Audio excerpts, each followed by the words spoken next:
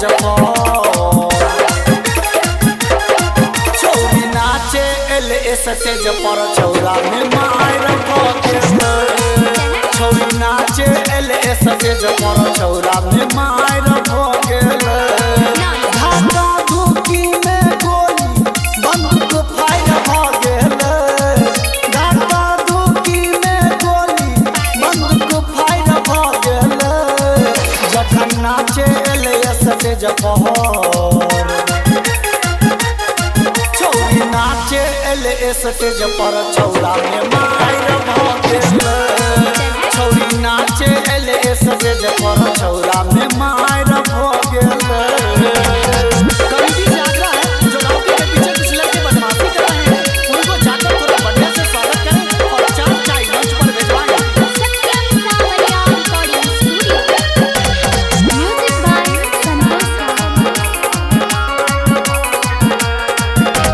छोटे स्कर्ट पहिर गई आबई बुढ़वा जवान काके मन पगलाबई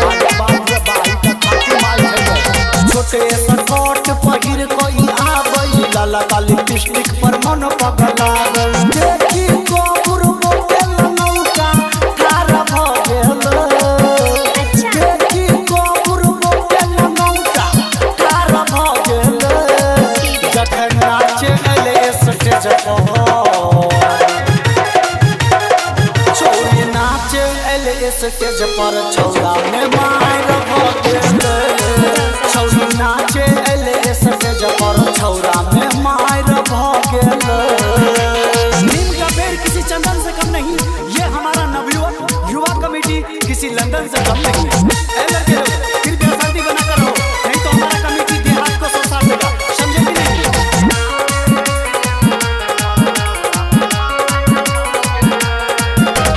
कमर हिला के छौरी नाचे छै बवाल एमे के सावरिया के लागे छै माल